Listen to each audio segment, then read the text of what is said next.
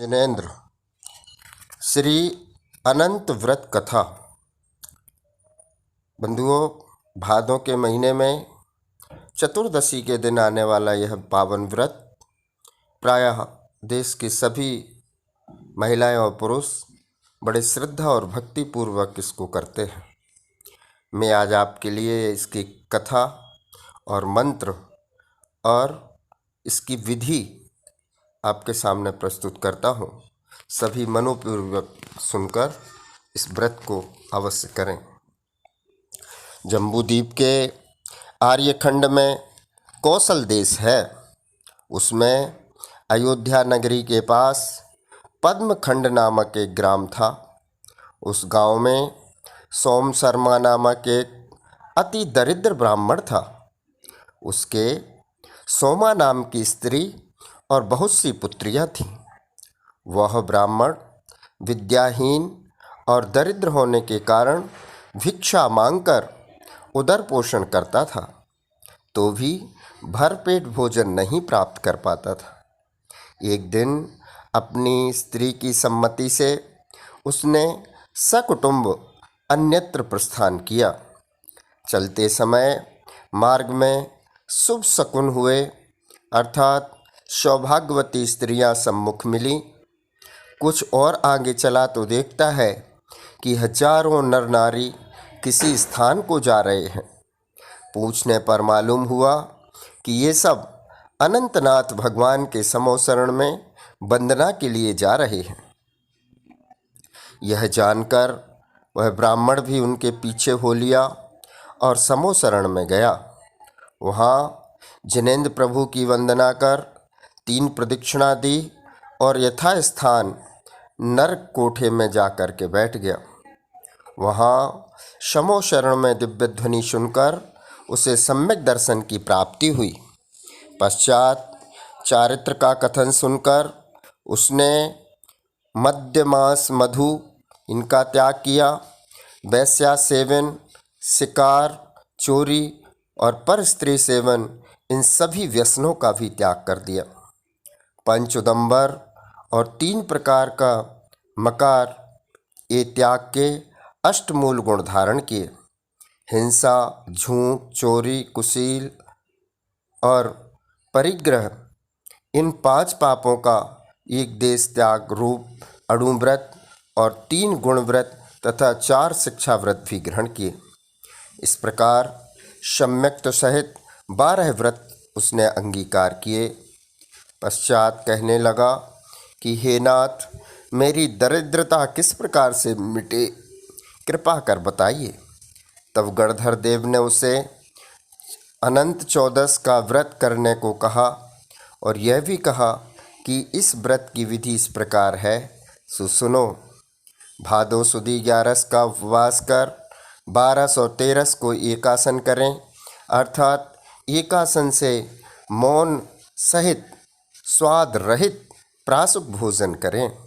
गृहस्थों के भोजन के 7 प्रकार अंतराय पालें। चतुर्दशी के दिन उपवास करें तथा 4 दिन ब्रह्मचर्य का व्रत रखें। भूमि पर शयन करें। व्यापार आदि गृहारंभ नहीं करें। मोहादिक राग, द्वेष या क्रोध, मान, माया, लोभ, हास्य आदि कसायों को छोड़ें।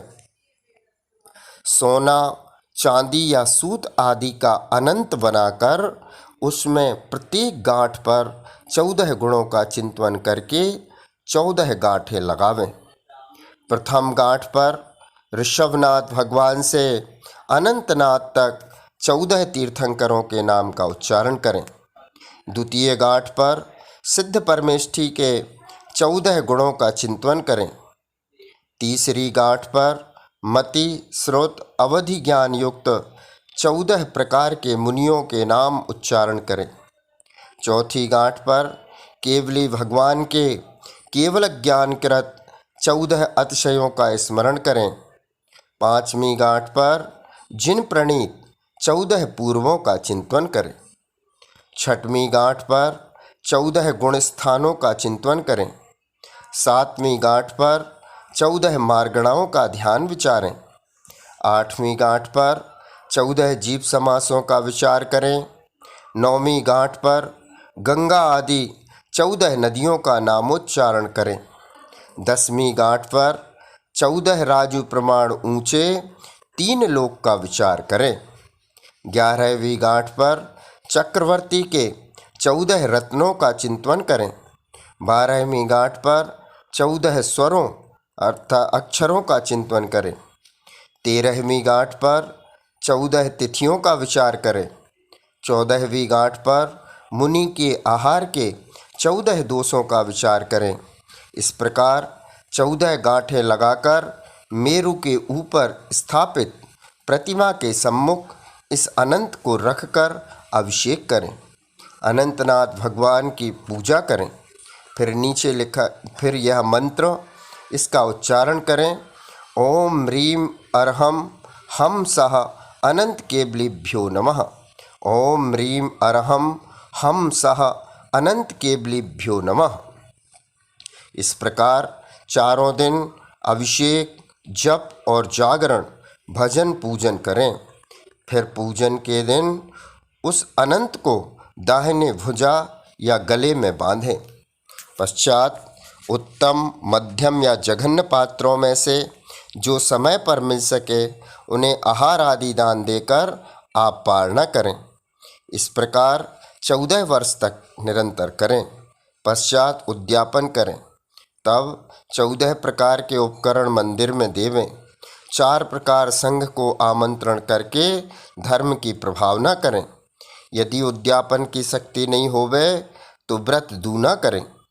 इस प्रकार भी श्री गणधर स्वामी से व्रत की विधि और उत्तम फल सुनकर स्त्री सहित उस ब्राह्मण ने यह व्रत लिया तथा और भी बहुत सारे लोगों ने यह व्रत ग्रहण किया।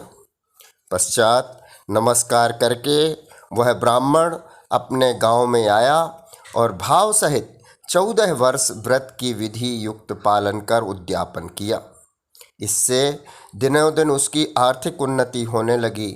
इसके साथ रहने से और भी बहुत लोग धर्म मार्ग में लग गए, क्योंकि लोग जब उसकी इस प्रकार उन्नति देखकर उससे इसका कारण पूछते थे तो वह अनंत व्रत आदि व्रतों की महिमा और जिन भाषित धर्म का स्वरूप या फल सुनाता था। इससे बहुत लोगों की श्रद्धा उस पर हो जाती थी और वे उसे गुरु मानने लगे थे। इस प्रकार वह ब्राह्मण भली प्रकार सांसारिक सुखों को भोगकर अंत में संन्यास मरण कर स्वर्ग में देव हुआ। उसकी स्त्री भी समाधि पूर्वक मरण कर स्वर्ग में उसकी देवी हुई। वहाँ अवधि ज्ञान से अपनी पूर्व पर्याय का विचार कर धर्म ध्यान कर वहाँ से चय कर उस ब्राह्मण का जीव अनंत वीर नाम का राजा हुआ और उसकी ब्राह्मणी उसकी पटरानी हुई। वे दोनों दीक्षा लेकर अनंत वीर तो इसी भव से मोक्ष को प्राप्त हुए और श्रीमती स्त्रीलिंग छेद कर अच्युत स्वर्ग में देवी हुई। वहाँ से चय कर मध्यलोक में मनुष्य भाव धारण कर संयम से मोक्ष पद प्राप्त करेगी। इस प्रकार एक दरिद्र ब्राह्मणी अनंत व्रत पाल कर सद्गति को प्राप्त उत्तमोत्तम गति को प्राप्त हुई। यदि अन्य भव्य जीव भी यह व्रत पालेंगे तो वे भी सद्गति को निश्चित रूप से प्राप्त करेंगे। ऐसा यह अनंत व्रत है जो हम सबको श्रद्धापूर्वक करना चाहिए। जैनम जयतु शासनम, जैनम जयतु शासनम।